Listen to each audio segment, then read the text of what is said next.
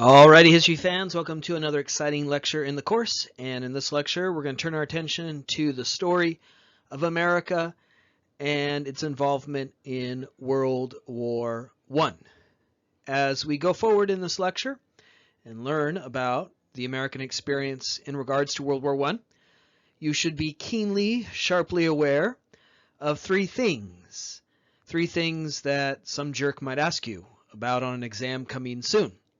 In regards to America in the World War I era, those three things are: why America becomes involved in the war; two, the impact of the war here at home, how it changes American life far away from the battlefield; and then finally, how it changes American foreign relations, American foreign policy from what we've seen through these last two lectures, where America is becoming assertive, interventionist around the globe. So here today in this lecture, we turn our attention to the story of America in the World War I era. And as we do so, you should be keenly, sharply aware of those three elements of the story here: why America becomes involved in the war, the impact the war has here on American life within the United States, and how it changes American foreign policy from the period we've been examining, where America becomes an interventionist power. It will change that in a key and important way, as we'll see throughout this lecture. In 1914, the conflict that we know today as World War I begins in Europe. Today we call it World War I, but at the time it was known as the Great War, or the War to End All Wars. So this lecture is entitled The Great War at Home and Abroad, and that's because when World War I erupted in 1914, it was known as the Great War. It will not be known as World War I until you have World War II. So in 1914, the Great War begins the conflict that we now call World War I, and it pits the Allied powers of Great Britain, France, Russia, and Japan against the Central powers of Germany and the Austrian-Hungarian Empire. At this point in history, Austria and Hungary are not separate countries. We'll get to that in just a moment. Instead, they're just one mammoth empire right there in the center of Europe, the Austrian-Hungarian Empire. So 1914, the conflict we now know as World War I begins. It pits the Allied or Entente powers, as they're also known, of Great Britain, France, Russia, and Japan against the Central powers, Germany and the Austrian-Hungarian Empire. Oh, also joining the Central Powers was the Ottoman Empire, but don't worry about them. They had their feet up for most of the war. Ottoman, feet up, anyone? All right, we'll move on. Central Powers are known as the Central Powers because, surprise, surprise, they are in the center of Europe, as you could see on this helpful map. And that tells you everything you need to know about the military history of World War I. Because the Central Powers were in the center of Europe, and because they were fighting Great Britain, France, and Russia, they had to divide their forces and fight a two-front war. As you can see on the map, Great Britain and France are west of Germany and Austria-Hungary, and then to the east is another foe, Russia. And so Germany, Austria-Hungary had to fight a two-front war. They had to divide their resources to fight opponents in the west and opponents in the east.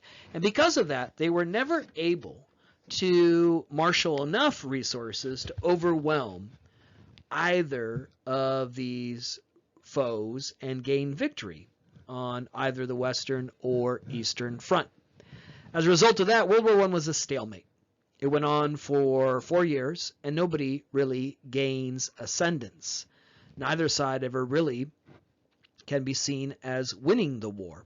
In World War I, you'd have singular battles that would go on for days, and tens of thousands of people would die in just one battle. And when the battle was over, one side might gain a few miles and then lose those miles a few weeks later. So it was a stalemate. And that meant neither side is ascendant, neither side is really gaining an advantage. And over the course of this 4-year war, millions and millions of people would die. Europe became a meat grinder where the dreams and aspirations of millions of people were crushed as they were killed on the Eastern or Western Front. Tens of thousands of people would die in one battle. World War I is a shameful war that took the lives of over 20 million people. When the war begins in 1914, the official position of the United States under President Woodrow Wilson was neutrality. Wilson argued, we're not getting involved in this conflict.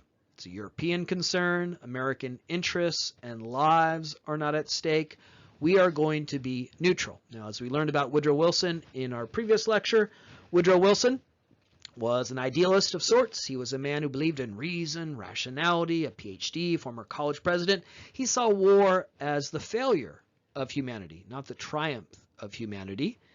And as a result of that, he sought to stay out of this conflict. His official position was neutrality, and not only was that going to be the official position of the United States, he commanded all Americans to be, quote, neutral in thought. Not only are we not going to pick sides as a nation, not only are we not going to become involved in this conflict, Wilson wanted the American people to be neutral even in their minds, to be neutral in thought. And that brings us to the first of four reasons we'll describe in this slide as to why we enter the war. If you tell someone not to think of an elephant, what's the first goddamn thing they think of? An elephant. And as soon as Woodrow Wilson told Americans, don't pick sides, be neutral in thought, Americans pick sides. The first of the four reasons that we will describe in this slide that help us understand how America goes from neutrality to war, ethnic identities, where people did pick sides almost immediately based on their ethnic ties, ethnic allegiances to the countries at war. America experienced massive immigration in the 1800s, the 19th century. We talked a lot about this in previous lectures. 27 million people come to the United States as immigrants in the 1800s in a period of open borders and industrialization where there was a demand for labor. And so people poured in, and they tended to come from Europe. They came from the countries that, as we saw in the map in the previous slide, were involved in this conflict. Germany, Austria, Hungary, France.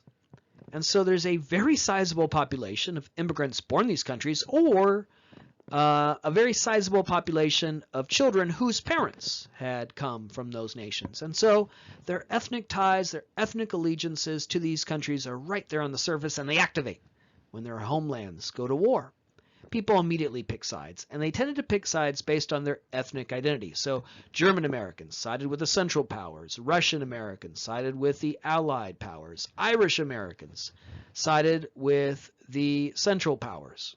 Why would the Irish side with the Central Powers? Well, the Irish hate the British, so anyone fighting against the British were now their friends. So people pick sides. We were never neutral in thought, and people tended to pick sides based on their very close ethnic ties to the nations involved in this conflict. But the majority of Americans in 1914 are WASPs, which, as you can see here on the slide, stands for White Anglo-Saxon Protestants. That's the AS in WASPs, Anglo-Saxon, and that refers to them being of English descent. So the majority of Americans in 1914, when World War I breaks out, are WASPs. They are of English descent. And we've already established that ethnic identities matter. They encourage people to pick sides. And now the weight of numbers also matters, where the majority of Americans are ethnically tied towards Great Britain. They are WASPs. They are white Anglo-Saxon Protestants. And therefore, from the very beginning, they are inclined to support Great Britain and the Allied powers. In the slide, we're doing two things. We're explaining how we go from neutrality to war and how we pick sides. Why did we side with the Allied powers? Well, the first of the four reasons, ethnic identities, where the majority of Americans sided from the very beginning with the British, because the majority of Americans in 1914 are of British descent. They are WASPs. They're walking around with obnoxious British last names like Hawkins, for example. Woodrow Wilson, Mr. Neutrality in Thought, was also inclined to support the British. He was of English descent, and he was an inveterate Anglophile, someone who loved British culture, British history. Those of us with a PhD, in order to earn a PhD, have to write a book. It's called a dissertation. When Woodrow Wilson earned his PhD and wrote his dissertation, he compared in his dissertation the American political system and the British political system. In the final chapter of his dissertation, he revealed which of the two he believed was superior. Guess which one he thought was superior? The British system. So even Mr. Woodrow Wilson, Mr. Neutrality in Thought, was inclined from the very beginning to support the British. We were never neutral in thought. First of the four reasons: ethnic identities. Americans pick sides. They pick sides based on their ethnic allegiances. This is important in explaining how we came to side with the British, because the majority of Americans in 1914 are of British descent and they're inclined to support Great Britain.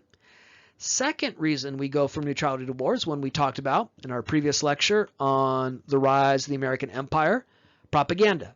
1914, it's still the era of yellow journalism. It's still the era where men like William Randolph Hearst control a huge syndicate of newspapers, and they're still trying to sell newspapers to the masses with stories of sex, violence, intrigue, all of those tabloid elements that define yellow journalism.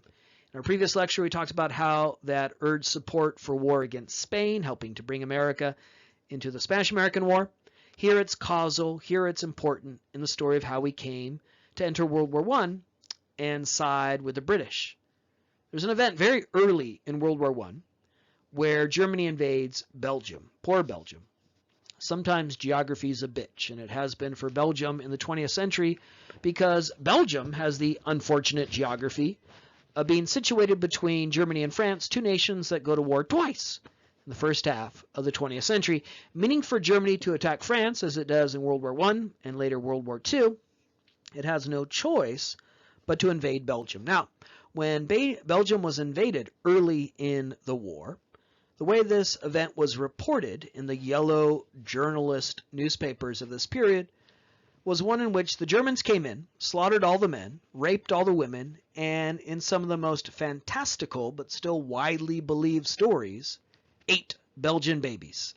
In the broadsheet newspapers of this age, they don't have photographs, they have illustrations. And there were illustrations accompanying these stories of the invasion of Belgium, in which German soldiers had their pointy helmets and they were munching down on a big fat juicy Belgian baby. Now, whenever I do this lecture in person, students come up to me afterwards and say, they didn't really eat babies, did they? No. These stories were false, apocryphal. But as we talked about in our previous lecture where we referenced the impact of yellow journalism, and as I reiterate here, as we now begin a series of lectures talking about modern media, it's important to understand, in regards to modern media, it doesn't matter what the truth is, it matters what people believe. Isn't that true today in our internet age? Oh, I read it on the internet, right? Some guy on Twitter said it, right? Must be true. People don't want to know the truth. They want to be told what they're already inclined to believe. With the invasion of Belgium, you were told that the Germans are evil, bestial baby eaters. So the impact here of these stories very early in the war about the invasion of Belgium inclined Americans from the very beginning to see the Germans as evil, bestial baby eaters. In the Spanish-American War, which we talked about in our previous lecture, you were encouraged to see the Spanish as evil molesters, and that helped build public support against them. In regards to World War I, very similar. You are told now that the Germans are evil, bestial, and that would build support for breaking down neutrality and supporting war against Germany. Third reason we go from neutrality to war, always important in explaining what America does around the world: money, economics. Early in World War I, we sought to benefit from our neutral status and sell things to both sides. Why not, right? We could sell to the Central Powers, we could sell things to the Allied powers, make lots of money. And as we'll talk about in this lecture, World War I was a great boon to the American economy. The American economy blossomed in this period. We benefited from a shuttered, closed Europe, as those nations were killing each other rather than making things. And part of that booming economy came from the fact that we could mass produce guns, bombs, bullets, boots, toilet paper, bandages, and sell it to the nations involved in the conflict. But the problem with this strategy was that the Germans would often sink American ships bound with all these consumer goods that we sought to sell to markets like Great Britain. Germany in World War I realized they could never compete with Great Britain in terms of naval power, naval size. Great Britain had the biggest, bitchinest navy on earth, and there was no way that Germany was ever going to be able to produce enough ships to compete with Great Britain's navy. Instead, they used U-boats, which were primitive submarines, and they sunk American merchant vessels. Well, this was a big problem for the Americans on board, certainly, and American commerce and industry, which sought to sell goods to the Allied powers. So to protect our ships, to protect American ships from being sunk by U-boats, we partnered with the British Navy. The British Navy could use its big bitchin' fleet of ships to protect our merchant vessels, shepherd our merchant vessels across the ocean, across the Atlantic, and make sure they arrive safely. But when Great Britain does this, when they pledge to use their navy to protect American vessels, they're not going to protect American vessels that are bound for ports in Germany. They're only going to protect American vessels that are bound for Great Britain. And so what this did was it tied us to Great Britain. It made us the exclusive trading partner with Great Britain alone. Again, in the slide, we are laboring to understand two things: how we went from neutrality to war, and how we came to pick sides. Why didn't we side with the Central Powers? Well, shipping plays a key role in that. When we relied on the British Navy to shepherd American ships across the Atlantic, it made us the exclusive trading partner with Great Britain alone. The other economic reason that's important to keep in mind here in terms of explaining how we go from neutrality to war concerns how Great Britain was able to pay for all those things they are buying from American factories. They borrowed money from American banks. They borrowed money from Chase Manhattan and J.P. Morgan, the major banks of this period. By 1917, the year the United States will enter World War I, the British government owed American banks $2 billion, billion with a B. And this is key, this is causal in bringing America into World War I. Because if Great Britain loses this war, will we see a penny of that money back? No. It'll never come back to American banks. They won't ever repay those loans, and that will lead to a massive implosion of the American banking system, and that will lead to a debilitating economic depression. We had to make sure that Great Britain paid us back some. And that meant we had to make sure Great Britain won the war, and we were willing to do anything, even enter the war on Great Britain's side, to make sure that they won the war. So what these loans did was tie our economic future, our ability to avoid a Great Depression, necessarily to a British victory. The British had to win so they could repay those loans. And again, this brings us into the conflict because we're willing to enter the conflict to make sure they won. So ethnic identities, the role of ethnic identities in inclining Americans to support one side or another. Propaganda, yellow journalism, and the way in which it represented the Germans as evil, bestial, and economics, issues of shipping and loans, played a key role in urging America to support war on the side of Great Britain. The last of these four reasons, let's zero in now on those submarines in particular. The use by the Germans of U-boats. Now, submarines have been used prior in human history. This wasn't brand new. Going back to the American Civil War, the 1860s, submarines were used. But this was the first time submarines had been used on such a large scale. Now, submarines reinforced a lot of prejudices that people had developed against the Germans, seeing them as evil, bestial, sneaky types who fight underwater, not coming up to the surface. But also, the use of submarines, in addition to reinforcing prejudices, was seen early in the conflict as a direct threat to Americans when, in 1915, the Lusitania was sunk. Aboard the Lusitania were 128 Americans, all of whom died when it was attacked by a German U-boat. This caused anger, outrage in America. Now American blood had been shed. Now it seemed like American lives were at stake. Lusitania was a luxury liner. It wasn't a battleship. It wasn't a military vessel. It was like the Titanic. And so you can imagine these Americans on board like Kate and Leo singing, "My heart will go on." And then they're killed. Who's going to avenge them? Who's going to avenge Kate and Leo? Americans were angry. They were outraged. They demanded vengeance.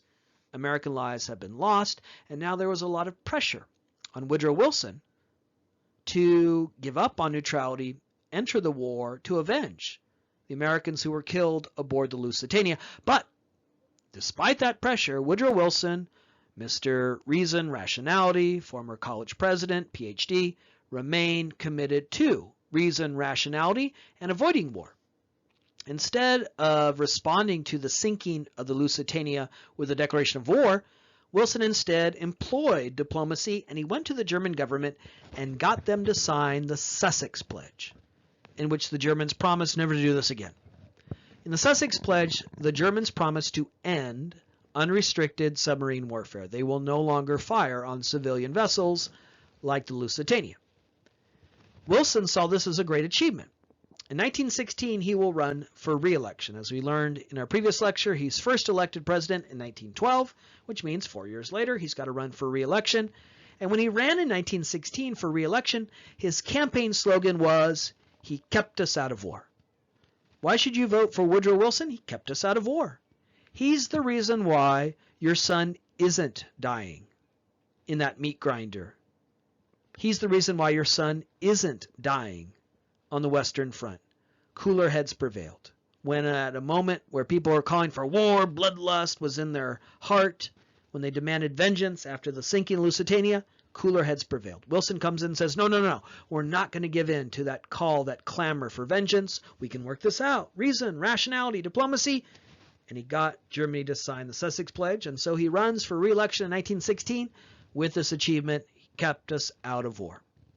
Wilson wins re-election in 1916. He's sworn in for a second term, and almost immediately after he's sworn in for his second term, the Germans pull out the Sussex Pledge and rip it in half. Ha ha ha ha! Openly violating the Sussex Pledge. Well, this did a number of things. One, it seemed to once again reinforce the idea of the Germans as evil and sneaky, right? They turned on their word. They are duplicitous. They're liars. The other thing that it did was it meant now, once again, American lives were endangered if they dare cross the Atlantic, because by rescinding the Sussex Pledge, Germany was resuming unrestricted submarine warfare. You could have Lusitania all over again. And then finally, it seemed to discredit diplomacy. We tried it your way, Wilson, right? Let's reason with them. And what do we have? Well, again, they've torn up the Sussex Pledge. So the rescinding of the Sussex Pledge is crucial here. Far too many Americans learn that we entered World War I because the sinking of Lusitania. It just doesn't work. Look at the dates here. Lusitania sunk in 1915, and we don't enter the war until 1917. Much more important than the sinking Lusitania is the rescinding of the Sussex Pledge that reinforced this idea of the Germans as sneaky, discredited diplomacy, and once again meant that American lives were endangered. So we have here in the slide the 4 key reasons explaining one of the things I am stressing to you in this lecture you should be mindful of, just in case some jerk asks you about it on an exam coming soon, why America goes from neutrality to war. Now, in our recent lecture about the Spanish-American War, we had some big macro trends in the economy and politics and society and culture that explain how we go from neutrality, how we go to war with Spain in 1898. And then there was this last straw that broke the camel's back, this last flashpoint event that tipped those big macro trends over, the explosion of the USS Maine. Well, in World War I, there's a very similar pattern. There are these big macro trends, ethnic identities, propaganda, economics, submarine warfare, that help us explain how we go from neutrality to war. And there's one final straw that breaks the camel's back. One last flashpoint event on top of all those trends that pushes America to war against Germany. The flashpoint event in this case is the Zimmerman note, or what's known as the Zimmerman telegram. So at this moment of great intensity, where clamoring for war has intensified with the rescinding of the Sussex Pledge, at that moment, what appears to be a secret telegram from Germany to the government of Mexico is intercepted, decoded, and then splashed across the front page of the broadsheet newspapers of the yellow journalist age, this Zimmerman note, Zimmerman telegram, appeared to be a top-secret telegram from Germany to Mexico, urging Mexico to attack the United States. If Mexico agreed, Germany would stop what it's doing, fighting World War I, come over here to North America and help Mexico, if it attacked the United States, win back all the lands we stole, won from them in the U.S.-Mexican War. California, Arizona, New Mexico, Texas. So it appeared to indicate that Germany is secretly conspiring with Mexico to attack the United States. Well, this has a lot of consequences. Once again, it seems to represent a sneaky Germany, behind the scenes, reaching out to Mexico, urging Mexico to attack the United States. This reinforced the idea of the Germans as sneaky bastards that we had already seen develop through the attack, the representation of the attack of Belgium and the use of submarines. Here again is this image of the Germans as sneaky, underhanded, captured. In this political cartoon you see here, where your everyday average German with a pointy helmet is whispering in the ear of your average everyday Mexican with a big giant sombrero. Attack the United States, attack the United States. So to reinforce those prejudices against the Germans that we've been saying for some time are important in building support for war against Germany. 2, this seemed to indicate that the American homeland was endangered, was imperiled. We couldn't just say, oh, the fighting's way over there on the other side of the world. Now here's this effort by Germany to urge Mexico to attack the United States. So all of this, the Zimmerman note, on top of the forces that we described in the previous slide, help explain why. In April of 1917, Woodrow Wilson goes to Congress and urges Congress to declare war on Germany, bringing America now into World War I. Now, when Woodrow Wilson goes to Congress and urges them to declare war on Germany, you might see that as a betrayal of his idealism. As we've been talking about Woodrow Wilson in these lectures, he's again the PhD, the former college president, the egghead intellectual type who believed in reason and rationality. And for him now to give in to war fever, it seems like he's betrayed that idealism. But you'd be wrong to arrive at that conclusion, because even when he is urging Congress to declare war, Woodrow Wilson remains an idealist, because he goes to Congress and urges them to declare war, quote, to make the world safe for democracy. When Woodrow Wilson goes to Congress and urges them to declare war on the Central Powers, he is saying we must do this to, quote, make the world safe for democracy. We must fight a war to make the world safer and more democratic. So even at this moment where it looks like he's betrayed his ideals and now he's calling for war, Wilson still remained an idealist who imagined that by intervening in this conflict, America could make the world safer and more democratic. America enters World War I in April of 1917, and the war comes to an end in November of 1918. Though the United States was only involved in the conflict for about a year and a half, the United States would still lose over 100,000 lives in World War I. Though we're only involved in the conflict for a year and a half, over 100,000 American soldiers would die in World War I, which is one more opportunity for me to punctuate how grisly, brutal, and deadly the war was. November of 1918, the war ends when Germany calls for an armistice. And it's very important to understand that Germany does not surrender. Germany doesn't say, we're losing, we can't fight anymore, you're kicking our ass, we give up. Instead, what Germany did in November of 1918 was call for an armistice, an end to the war, a cessation of fighting, so that a peace agreement could be hammered out. Germany was doing the smart, sober, adult thing. They were saying, look, this war's gone on for over 4 years. Over 20 million people are dead. Nobody's winning. Let's stop the madness. Let's stop the war. Let's go to the peace process and hammer out a treaty to end the war. So in November of 1918, the war ends when Germany calls for an armistice for a long time. That day would be celebrated in the United States and around the world as Armistice Day, celebrating the end of this terrible, ruinous war. Today, though, the holiday is known as Veterans Day, and it's just a generic way of celebrating all who have served in all of our military conflicts, but it began as Armistice Day. So later this year in November, when you get Veterans Day off, that's a day off for Americans, a day where you get to sleep in, pass out on the front lawn, buy a mattress, I don't know, whatever the hell you do on Veterans Day. This year, though, you can understand it and its origins coming from Armistice Day, a day that was celebrating the end of this war. A peace conference was held in Paris in 1919 to go through the process of establishing a post-World War I order. The Paris Peace Conference was held in 1919, and it is one of the most important events in modern human history. In fact, one could argue that so much of human history going forward, even to this very day now in the 21st century, comes from this one event that occurred in Paris in 1919. Now, as I mentioned earlier, Germany called for an armistice. It doesn't admit defeat. It imagined that what it was doing was the smart, sober, reasonable thing. And as a result, it imagined that it would be treated as an equal at the peace process, even admired for doing the smart, sober, adult thing and calling for an end to the war.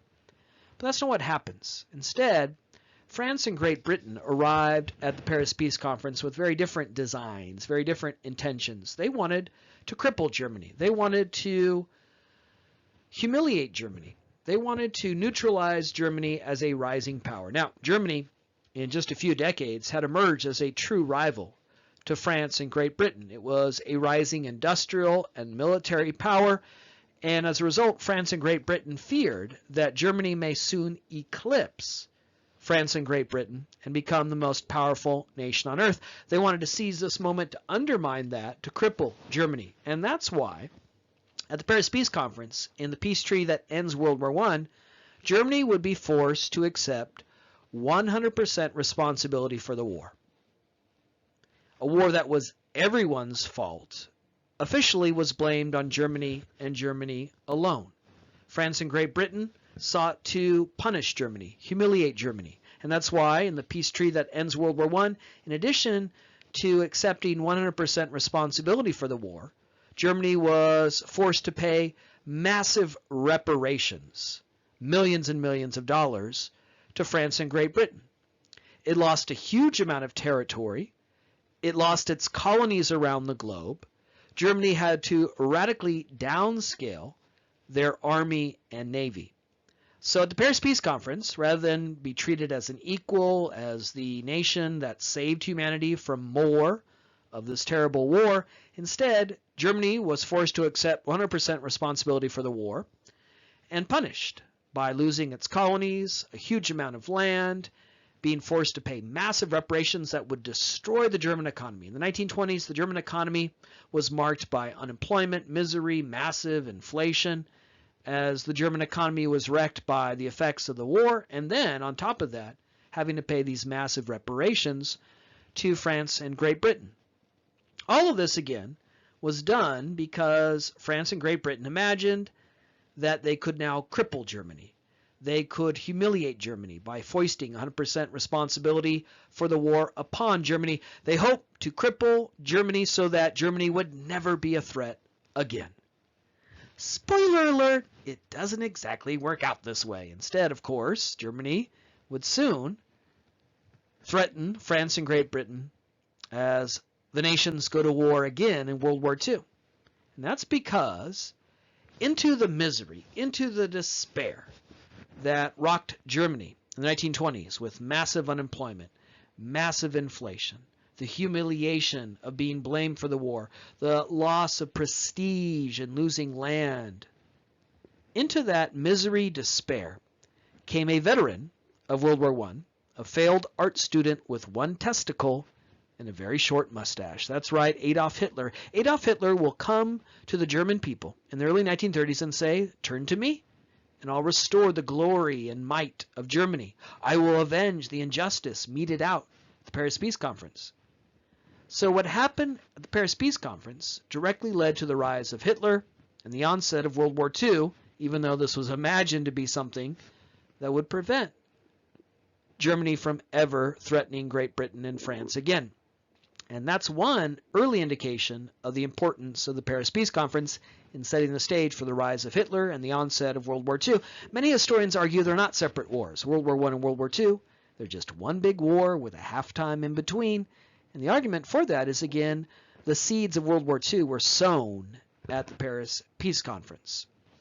Out of land claimed from Germany and Russia, which would also lose a great deal of territory at the end of World War I, brand new nations were created. Czechoslovakia, Romania, Austria, and Hungary were now separated into two separate nations.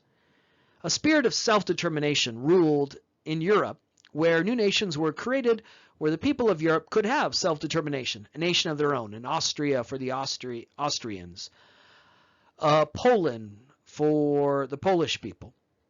And so new nations were created. The map of Europe was rewritten at the Paris Peace Conference, also with this idea that this will prevent future wars. World War I in part was created out of a nationalist yearning among the people of Europe who found themselves under the yoke of massive empires like the German Empire and the Austrian-Hungarian Empire. In 1914, in the streets of Sarajevo, a Serbian nationalist, Gavrilo Princip, assassinated Franz Ferdinand and helped spark World War I. So the idea here was, if we give everyone a nation of their own, if we create these brand new nations, Poland, Czechoslovakia, Austria, Hungary, well, we won't have any future wars because everyone will have what they want, a nation of their own. Nationalism is a contagion in this period. People around the world want a nation of their own, whether it's in the Philippines, Cuba, or in Poland.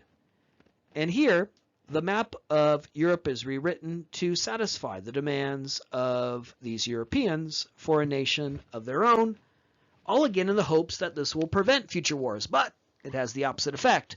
When Hitler comes to power, pledging to avenge the injustice of the Paris Peace Conference, these are the very first places he invades. So these new nations were imagined to be ways of preventing future wars, but instead they had the opposite effect. They became literally the terrain upon which World War II will be fought. Another good way of understanding how what happened in Paris in 1919 so set the stage for World War II.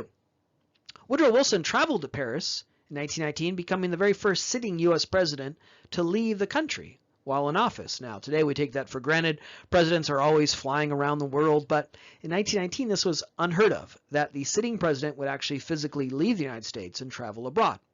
He got on a steamship, sailed across the Atlantic, and arrived in Paris, now hoping to influence this process of creating a post-World War I global order. This again was a way in which Woodrow Wilson imagined that by engaging in World War I, intervening in this war, the United States could play a key role in framing and defining the post-World War I order. Remember, he claimed we had to enter this war to, quote, make the world safe for democracy. And now, having entered the war, he wanted to play a role in making the post-World War I global order.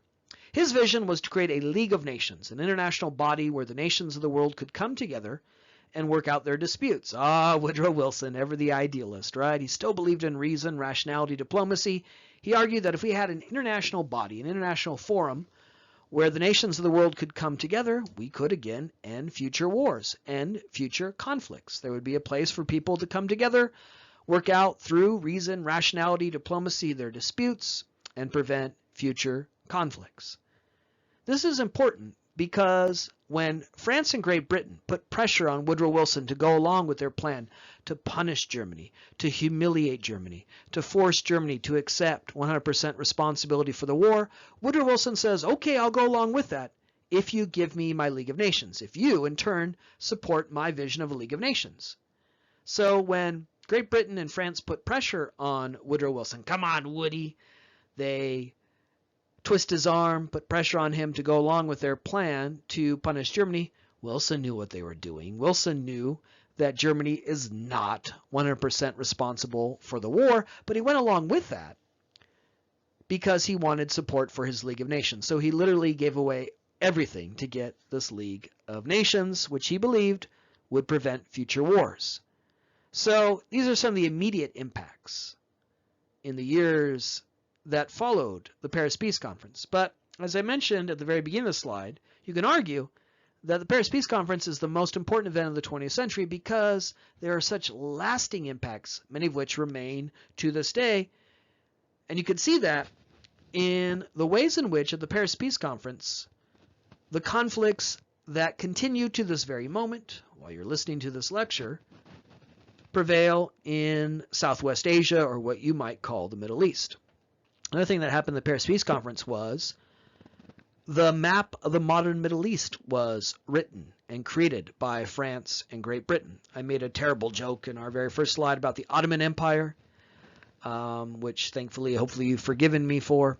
The Ottoman Empire was this big, vast empire in Southwest Asia, and it was carved up after World War I into protectorates, which were basically just colonies for Great Britain and France. What happens is Great Britain and France pull out a map of the Middle East. They pull a map of the Ottoman Empire, and they just start drawing lines. They just say, okay, you get that part, you get that part. And they created fictions, falsehoods, things that do not exist, things like Iraq, Syria. They created the map of the modern Middle East. There's no such thing as Syria. It was a fiction created in Paris in 1919 without the consent of the people in that part of the world. The civil war that we have right now in Syria is a direct result of the Paris Peace Conference, where Syria was created through the arbitrary efforts of France and Great Britain, drawing lines on the map, clustering together people from different religious, linguistic, and ethnic backgrounds without their consent. The people of the Middle East have been denied the opportunity that we had in this country in 1776 to come together and imagine an identity. When some of our earlier lectures, we talked about how in the 1770s, 13 colonies came together. They imagined a sense of being American. Well, the people of the Middle East have been denied that because they've been forced, clustered together against their consent, without their opportunity. And that's why you have these civil wars in places like Syria, Iraq. When we invaded Iraq in 2003, the Bush administration told us we'll be greeted as liberators. They'll be so happy to be rid of Saddam Hussein. They'll throw roses at our feet and all come together and live as Iraqis in peace and harmony. No. When we invaded Iraq in 2003, it sparked a civil war among different religious, ethnic, and linguistic groups who do not all see themselves as Iraqis because they were forced together against their consent. So the wars we're having right now in Iraq, Syria, and other parts of the Middle East come from the Paris Peace Conference. Unfortunately, in the American media and in the representations of many prominent American media figures and politicians were told, oh, the Middle East, they're always fighting. People have been fighting there for thousands. No, it's not because those people like to fight. It's not about religion or other ways in which we tend to, in a very prejudicial way, represent those conflicts. They're a direct result not of those people being warlike and inclined towards war. It's a direct result of what was done to them in Paris in 1919. As I mentioned in our very first slide, Japan was involved in World War I. They fought, they sacrificed, they served, they warred against German colonies in Asia. And as a result of that, having contributed to the war effort, having sacrificed and served, they believed they had a right to influence the post-World War I order. Japan, like Germany, was a rising power. It had rapidly industrialized. It had rapidly built up its own military, and it wanted to be recognized as a great nation on par with the great nations of Europe and the United States. Japan rapidly vaults from a feudal agrarian society to a modern powerhouse, and it wanted that recognition. So having served in World War I, being on the winning side, on the Allied side, a rising power, they sent a delegation to Paris where they expected to be treated as equals and have a seat at the table. But they were denied that. They were shut out of the negotiations. Why? Racism. The leaders of white European nations, the leader of the United States, Woodrow Wilson, refused to sit at the same table and treat the Japanese as Asians as equals. Woodrow Wilson, as we learned in our previous lecture, was a Southerner. He was raised in the post-Civil War South. He was a racist, a white supremacist. He was the president that fired every black person that worked for the federal government. He was the president that segregated Washington, D.C. And as a result of that, he wasn't going to sit at the same table with Asians that he saw as racially inferior. Well, Japan doesn't forget this insult. It doesn't forget this insult meted out by an American president. If you want to understand, and you do for this class, why Japanese planes fly over Pearl Harbor on December 7th, 1941 and attack the United States, well, that story also begins here at the Paris Peace Conference, setting in motion that aspect of World War I. So look at this. We have the origins of World War II in Europe, the origins of World War II in the Pacific, the origins of the conflicts that rage on in the Middle East. And if that's not enough, also at the Paris Peace Conference, you can see the origins of another war that we will also talk a great deal about later in the class, the American War in Vietnam. Nationalism is a contagion in this period. People around the world want a nation of their own in the Philippines, in Cuba, in Serbia, in Poland, and in Vietnam.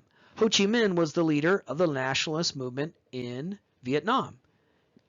He sought a Vietnam for the Vietnamese. He sought an opportunity for Vietnam to emerge as an independent nation. Vietnam at this point, 1919, was a colony of the French. The French had colonized that part of Southeast Asia. And so Ho Chi Minh was hoping to persuade the French in this moment where self-determination is in the air, where we're rewriting the map of Europe.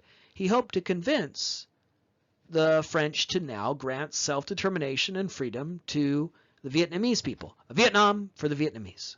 And so he traveled to Paris, but he too was snubbed, ignored, denied an opportunity to make his argument. He doesn't take that insult lightly. He goes back to Vietnam in the 1920s, 1930s. He wars against the French in a war of liberation, hoping to free Vietnam from French colonialism. After World War II, it looks like that opportunity for Vietnam, for the Vietnamese, is right there at his fingertips when the French are defeated in the fateful Battle of Dien Bien Phu in 1954. When the French are defeated, they leave Vietnam, and it looks like the long-deferred dream of Ho Chi Minh and the Vietnamese people is about to be realized, Vietnam for the Vietnamese. But when the French pull out, America pours in, and you have the origins of that conflict of the 20th century, the American War in Vietnam. So my, history fans, so many key developments of the 20th and now 21st century come out of this one event that occurred in Paris in 1919. After the Paris Peace Conference, Woodrow Wilson returns to the United States with the Versailles Treaty. The Versailles Treaty was the treaty signed at the Paris Peace Conference that encompasses all of this. So everything we just remarked upon in our previous slide, Germany forced to accept 100% responsibility for the war, saddled with massive reparations, losing territory, all of that was written up in the Versailles Treaty. Versailles Treaty was the treaty that ended the Paris Peace Conference. Now, presidents can negotiate treaties, but in order for them to go into effect, they have to be ratified by the U.S. Senate. So Wilson presents the Versailles Treaty to the U.S. Senate, and in doing so, presents it to the American people. And a funny thing had happened by the end of World War I. Americans had, for 20 years now, engaged in a foreign policy dedicated to march around the globe, fighting wars, taking colonies, exerting our influence around the globe. That began, as we talked about in our previous lecture, with the Spanish-American War in 1898. As a result of that, we had an empire that spanned the Caribbean to the Pacific. We fought further wars like the U.S.-Philippine War. America, in 1898, began its rise as a global power. And the capper to that was entering World War I in 1917. So we're talking about a 20-year period where America had embraced an interventionist role. At the end of that, Americans had war fatigue.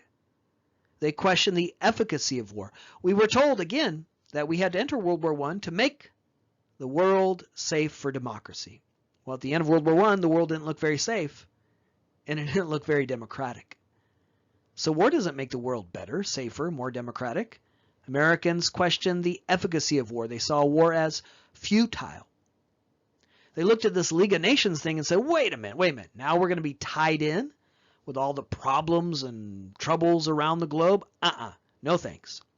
As I began this lecture, I told you to be keenly, sharply aware of three things. Why America enters the war? Check, we've done that. 4 reasons, as we described. The effect of the war here at home, we're about to pivot, and for the rest of the lecture, talk about that. And then thirdly, the effect of the war on American foreign relations. And that effect is this rise of isolationism. At the end of World War I, Americans wanted to be isolated from foreign concerns. We wanted to separate ourselves after a 20-year period of intervention, beginning with the Spanish-American War, continuing through the U.S.-Philippine War, invasions of the Dominican Republic, Haiti, and capped by World War I. America had, for 20 years, marched around the globe and intervened. And at the end of that, we didn't want to be tied in with the problems of the world. We didn't want to continue in an interventionist role. We wanted to isolate ourselves. We said, look, we got 2 big bitchin' oceans to protect us. The problems of the world aren't our problems. And that's why in the decades following World War I, in the 1920s, the 1930s, Americans will embrace isolationism. This is the change in American foreign policy. We go from an interventionist role that we had played since the Spanish-American War to an isolationist foreign policy. It will take Pearl Harbor. It will take an attack on American soil and the death of over 2,000 Americans to reawaken a sleeping giant who for decades had fallen asleep to the rhythms of isolationism. So when Wilson presents this Versailles Treaty with its League of Nations, which obliges America to be tied in with all the problems around the globe, the American people say no. American senators responding to that sentiment in the country say no, and we never ratify the Versailles Treaty. We never join the League of Nations. The one thing that Woodrow Wilson gave up everything for, his own country turned its back on. Well, Wilson couldn't accept this. He couldn't accept that his own nation was turning its back on what he believed would be an institution that would preserve democracy, that would prevent future wars. And so he went on a train tour around the country in 1919, designed to whip up popular support for the League of Nations. He said, no, you'll love this. This will be great. This will be an international body where the nations of the world can come together. It will prevent future wars.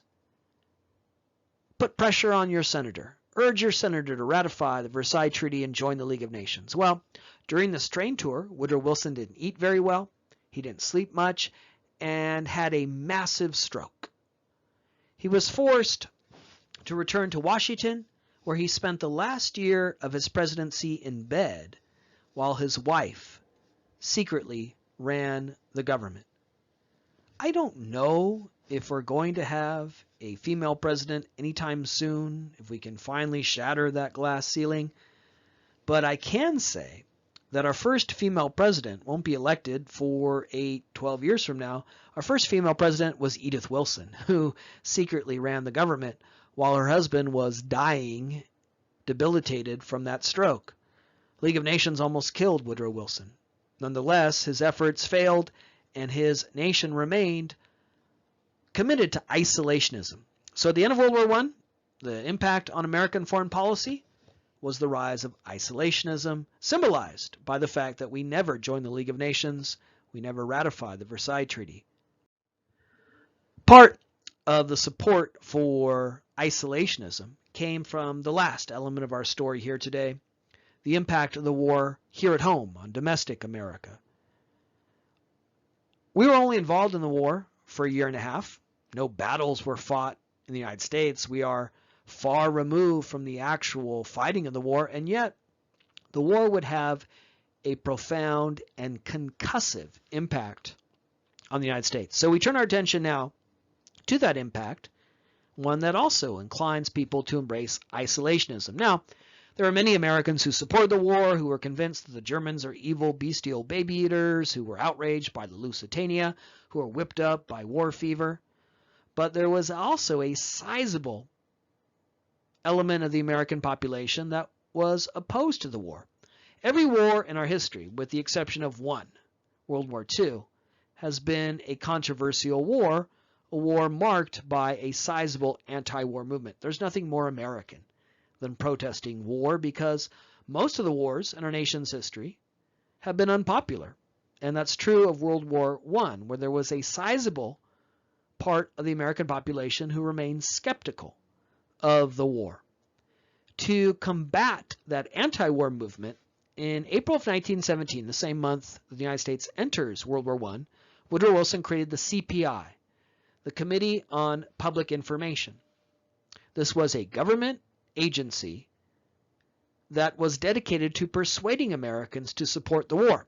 So one of the domestic impacts, the part of the story that we turn our attention to now, the impact of the war here at home, one of the impacts of the war was to put your government in your name, with your taxpayer money, in the propaganda business, where now your government is going to actively try to persuade you to support the war and to see the anti-war movement as un-American, unpatriotic. CPI was headed by George Creel, who was a newspaperman who had cut his teeth in the yellow journalist style of manipulation of propaganda that we have talked about in recent lectures. Now Creel was going to use those skills that he had used previously to sell newspapers to sell the American people on the war. The CPI printed millions of pamphlets. It ran ads in magazines. You'd be thumbing through an edition of the Saturday Evening Post, and right there is an ad, color ad, paid for your government, paid by your government, paid by you with your taxpayer money, designed to convince you to support the war, to see the war as good, noble, just, to see the anti-war movement as wrong-headed or unpatriotic. They put up posters in public buildings. The famous, the iconic Uncle Sam poster, "I want you," came from the CPI. What did Uncle Sam want you to do? Volunteer to fight and potentially die in World War I. They even made movies. 1917 cinema is still a new technology. Many Americans still hadn't even seen a movie, and yet your government is producing movies. So they printed pamphlets, they ran ads, they made movies. They dispatched 4-minute men around the country. Now, no guy wants to be known as a 4-minute man, but this had nothing to do with their performance in the bedroom. A 4-minute man was a guy who would show up at boxing matches, wrestling matches, baseball games, any place where a large crowd amassed.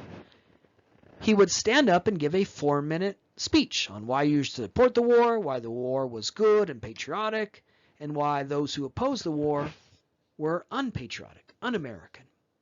So you're settling in for an evening's entertainment at a baseball game, and all of a sudden a guy stands up and yells at you for 4 minutes, and he was paid to do that by the government. So one effect that World War I had was to put your government in your name in the propaganda business through the CPI. The CPI had two major thrusts in its representations. One was that America is this beacon of freedom and democracy. American history is an argument without end, and one of the key arguments in our nation's history, as we've seen so far in our lectures and will continue to see in our final weeks together, concerns the question of what defines us as a nation. What is America? CPI told you America is a beacon of freedom and democracy, in contradistinction to Germany, which was ruled by a Kaiser. Instead, we are ruled by a president. We have a democracy.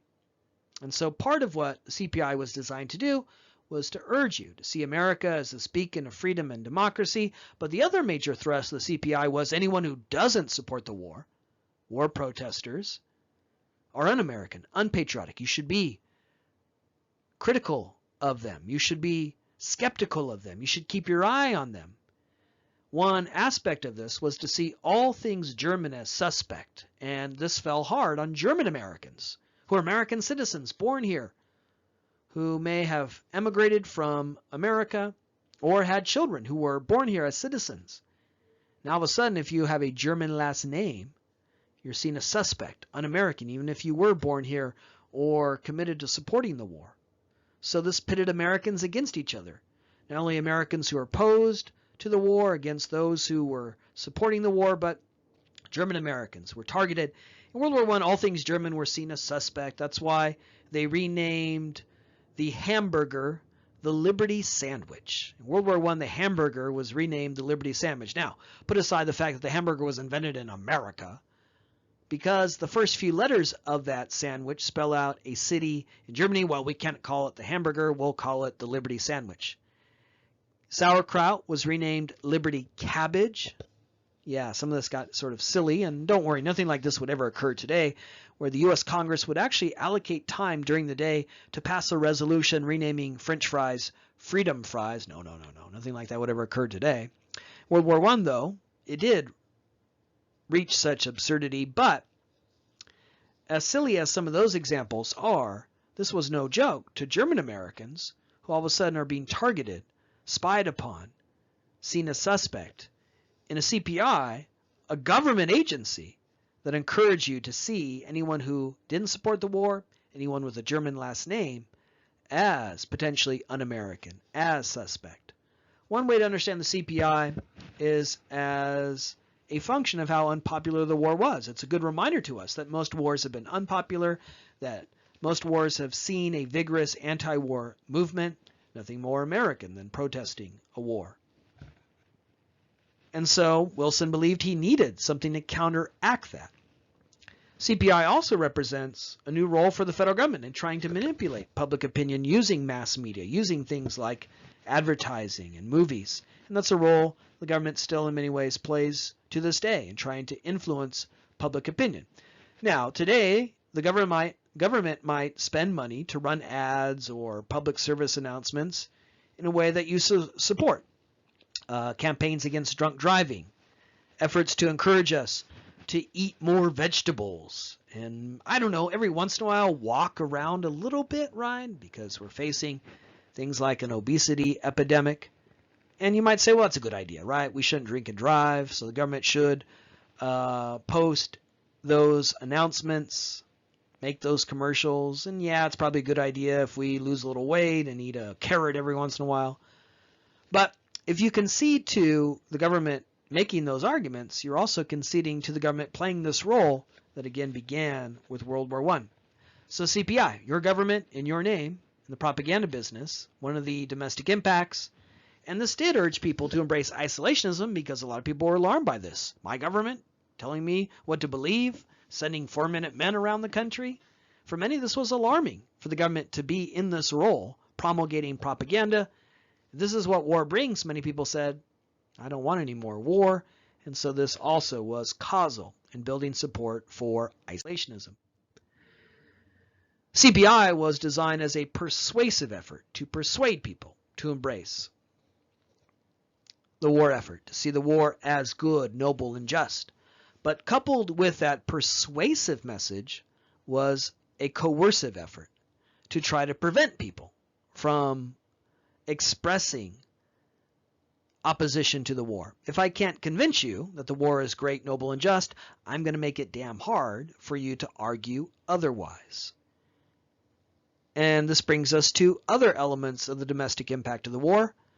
In 1917, Congress passes and President Wilson signs into law the Espionage Act that made it a federal crime, punishable up to 25 years in prison, to interfere with the draft. And this could be as little as criticizing the draft. You don't have to blockade a recruiting depot. You could just simply say, I think the draft is wrong. That enough might land you in a federal prison. Oh, you're interfering by trying to dissuade people from supporting the draft. The Espionage Act banned certain newspapers and magazines from the mail. The U.S. Postal Service was complicit in this. If you subscribed to a magazine that was known to be critical of the Wilson administration, critical of the war effort, the post office would say, sorry, we're not going to mail that to you. We decide what you can and cannot read. Even if you subscribe, you sent $2, I want to read this periodical. Government would say, no, sorry. So certain magazines, newspapers, known to be critical of the war, critical of the Wilson administration, now became inaccessible. So much for freedom of speech, freedom of the press. The Espionage Act made it a federal crime to issue false statements, and that is the direct language of the Espionage Act. You see it there in quotation marks, which again is a clue to you of one of two things, one of which a clue to you that This is the direct language of the document referenced, and false statements was the term used in the Espionage Act. It's pretty vague, pretty ambiguous. What does that mean, false statements? And that's sort of the point. It was meant to be vague. You didn't know what you could or could not say. And as a result, you self-policed. You kept your mouth shut. This is really how these laws and all laws are enforced. Laws are not enforced by putting a police officer at every corner. That's not how laws are enforced. Laws are enforced really through self-policing, because you don't want to be the one guy who is caught. You don't want to be the one person who does encounter a police officer when you're exceeding the speed limit or rolling through a stop sign. In 1917, you could likely go out on a street corner and say, Woodrow Wilson's an idiot, and not get arrested, because there aren't police officers on every corner. But you don't want to be the one guy who's caught, and you don't know what you can or cannot say. False statements was deliberately vague, deliberately ambiguous. And as a result, you kept your mouth shut. That's how this law was enforced, and it's how most laws are enforced. That's why you find yourself at 2 a.m. sitting at a red light for 5 minutes waiting for it to turn green, right? There's no cop there. You're the cop. You're enforcing the law. So false statements, the direct language of the Espionage Act, was deliberately vague in a way that encouraged Americans to wonder whether or not they could or could not say something. And so as a result, fearing imprisonment, kept their mouth shut. Building on this was the Sedition Act, which was signed into law in 1918. That went even further, just a bald, open assault on free expression. It made it a federal crime, punishable up to 25 years in prison, to speak out against the government, print materials critical of the government. Earlier in the class, we talked about the Bill of Rights, with its guarantees of free speech, freedom of assembly, freedom of the press. And when we talked about that, I noted that soon after the Bill of Rights is ratified, you get things like the Alien and Sedition Acts. We like to imagine these rights are guaranteed, sacrosanct, never to be taken away. And yet, as you've learned in this class, time and time again, they have been taken away. And World War I is another beat in that ongoing rhythm. Today we have the Patriot Act, wireless wiretapping, all sorts of ways in which your privacy and freedom has been compromised. Here, you have it in World War I, which, as we were told, was an effort to make the world safe for democracy. The irony or tragedy of this is, during a war where we claim to be fighting for freedom and democracy was lost here at home. So in addition to the CPI, you have the coercive side of the effort to manipulate public opinion, intimidate people, incarcerate people. Under the Sedition Act alone, over 2,000 people were charged, and half of them went to a federal prison. This was no joke. This is what happened in this country during World War I. It's certainly demonstrative of the domestic impact, the third element of the story here. But it would play a role in building support for isolationism. If this is what happens during war, the government's rounding people up, silencing people, well, I don't support any more war. Let's conclude our look at the domestic impact with the question of identity, because American history is an argument without end, and we debate questions of freedom, we debate questions of what defines our nation, and as we've seen throughout this class, we debate the question of who is an American. Now, in World War I, a certain group of Americans who had been subject to discrimination, violence, racism, marginalized in so many ways, not seen as full and equal members of this nation, eagerly volunteered to serve in the war. African Americans. The story of African Americans in World War I is a good opportunity to think about this question of identity and who is an American, because African Americans eagerly volunteered to serve in the war effort.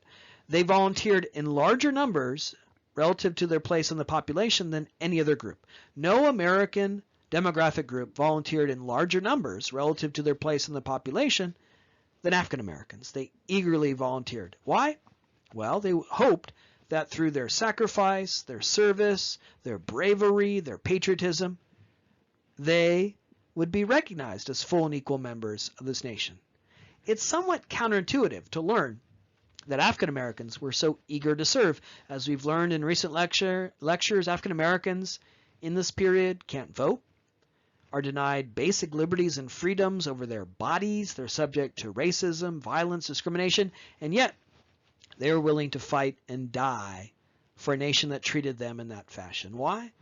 Well, they hoped that through their sacrifice they would be recognized as full and equal members of this nation. But that's not what happens.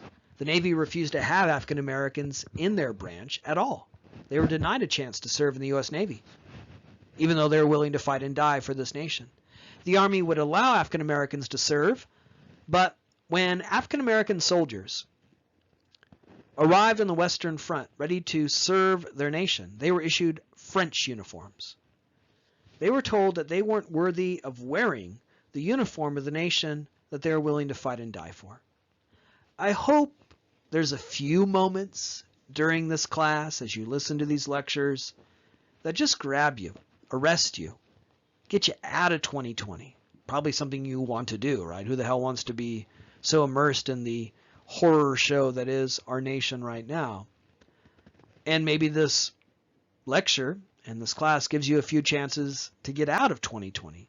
Here, hopefully, is one of those moments where you can imagine what this was like. You could maybe transport yourself to this moment in our history where you're a young African American man, say 20 years old, and you can't vote, you can't attend universities, you are denied in so many ways freedom and opportunity, and yet you're willing to serve your nation. And then, after volunteering to serve in this war, you arrive on the Western Front and you're given a French uniform. You are told you are not even worthy of wearing the uniform of the nation you're willing to fight and die for.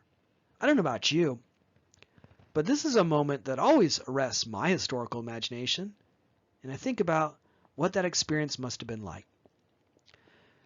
African Americans had to serve under French officers because many white American officers refused to have blacks under their command as they saw blacks as inferior. They were often tasked with menial jobs like burying the dead and digging trenches, denied a chance to hold a rifle and fight and prove their bravery and valor. And then, upon this, one final insult. When victory parades were held around this nation in late 1918, throughout 1919, when soldiers returned, African Americans who sacrificed and served in this war effort were denied participation in those victory parades, denied recognition for their bravery and service. Unfortunately, in this country, we have a long and continuing tradition of failing to recognize the bravery and service of African American soldiers. We have monuments in this country to traitors. We have monuments in this country to Confederate officers and soldiers, traitors to this nation, people who took up arms against this government, who fought to preserve and extend slavery. They get monuments. They get state parks and elementary schools named after them. You don't see too many monuments to the African American soldiers who have fought in every war in our nation's history. That is a recognition we actively deny, and it certainly is the case here in World War I. So African American soldiers hope that through their bravery, their sacrifice, they would be recognized as full and equal members of this nation, erode, break down discrimination.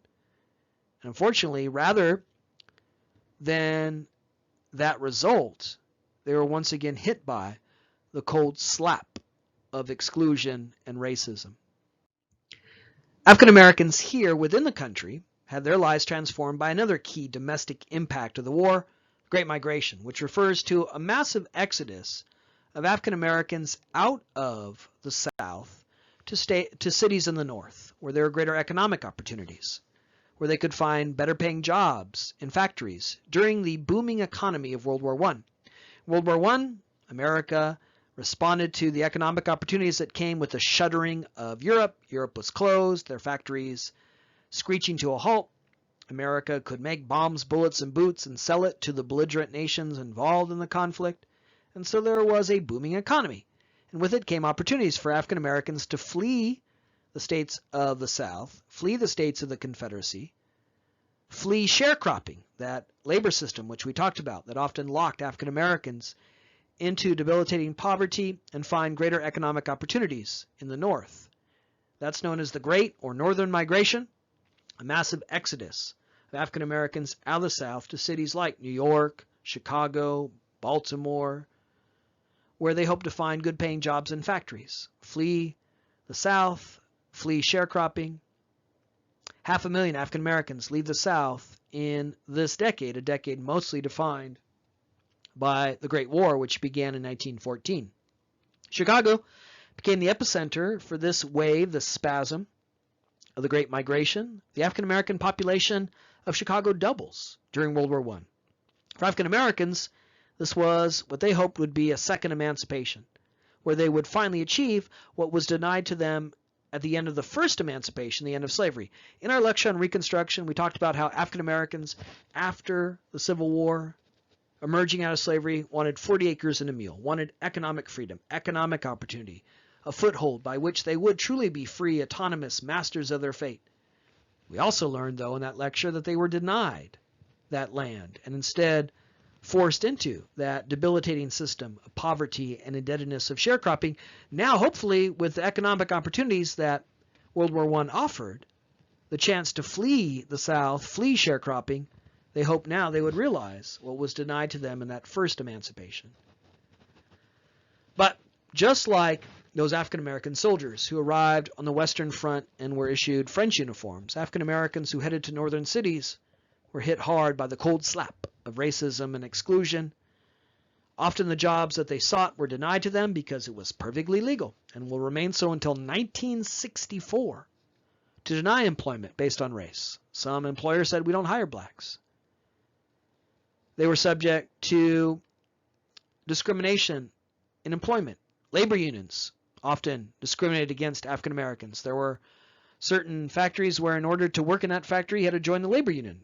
But labor unions refused to have blacks as their members, and so they were denied those economic opportunities. They were subject to residential segregation, forced to live in certain parts of the city, which meant that they limited freedom of mobility and also were likely to be gouged, exploited by landlords who knew that you were captive and couldn't move and then jacked up the rent, another form of theft against African Americans. But the clearest evidence of the exclusion in these northern states and racism came in deadly race riots that broke out wherever there were large populations of African Americans. And every one of these race riots took the same form. White mobs took to the streets of East St. Louis, Chicago, and beat and killed African Americans. African Americans moved to these cities seeking freedom, opportunity. America was telling itself through the CPI, we're a beacon of freedom and democracy and opportunity. Well, when African Americans moved to St. Louis, to Chicago, seeking greater opportunity, seeking that second emancipation, they were murdered in the streets by white mobs who resented this large influx of African Americans. The deadliest race riot in American history took place as a result of the Great Migration, and of all places, Tulsa, Oklahoma. Now, when you think of race riots, you think of Los Angeles, home of the race riot, right? Watson, 65. The Rodney King, Latasha Harlan's riots of 1992. But actually, the deadliest race riot in American history took place, of all places, Tulsa, Oklahoma. Tulsa, Oklahoma was the heart of a booming oil industry during World War I. Oil was necessary for the tanks and other machines of this war. And so it was a booming time, and African Americans moved to Tulsa, Oklahoma to participate in that oil industry. Well, whites resented this large influx of African Americans, and in 1921 they took to the streets and murdered in broad daylight hundreds of African Americans. You can see photographs of this, white men walking through the streets of Tulsa with rifles in their hand, just shooting every black person they encounter, not worried that they're being photographed because they know they're not going to be arrested.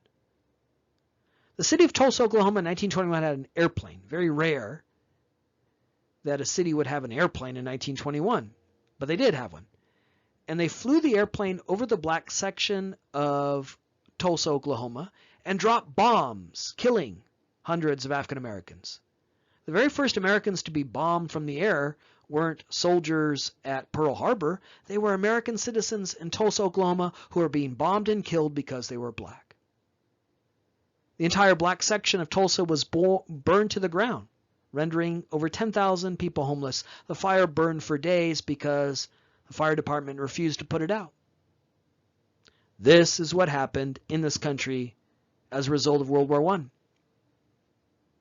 Certainly a good example of the domestic impact, but also, as I've said throughout this latter part of the lecture, these domestic impacts incline people towards, again, isolationism. If you're one of the racists who object to this large influx of African Americans, if this is what war brings, black people moving to my city, well, I don't want any more war. If you're a black person who's being bludgeoned to death, killed, bombed from the air, same thing. This is what war brings, race riots, I want no part of it. So we've now summarized a number of developments within the United States that certainly indicate how concussive and profound the domestic impact of World War I was. The Great Migration, Espionage Act, Sedition Act, CPI. But all of these help us understand, again, the effect of the end of the war on American foreign relations. We are told that World War I would make the world safe for democracy. Well, at the end of the war, the world didn't look very safe, and it didn't look very democratic. After 20 years beginning the Spanish-American War in 1898, when World War I ends in 1918, Americans wanted no more of this. We never ratified the Versailles Treaty. We never joined the League of Nations. Through the 1920s and 1930s, we would embrace isolationism. And a lot of that had to do with the way in which World War I created such social change. Another effect of World War I was to sour Americans on the hopes of this new century. When the 20th century began, there was great hope that this new century would be one where science, reason, rationality would make a better, even perfect world, a utopia. Utopia is a word we use in the English language to represent a perfect world. And in the late 19th, early 20th century, people celebrated science as a force that would make a better world. After all, in that period, science was inventing the telephone, automobiles, skyscrapers now pierced the skylines of American cities, seemingly defying the limits of gravity. We were inventing vaccines that allowed people to survive diseases that killed their parents and grandparents. It looked like science may make a better, even perfect world. World War I shattered that.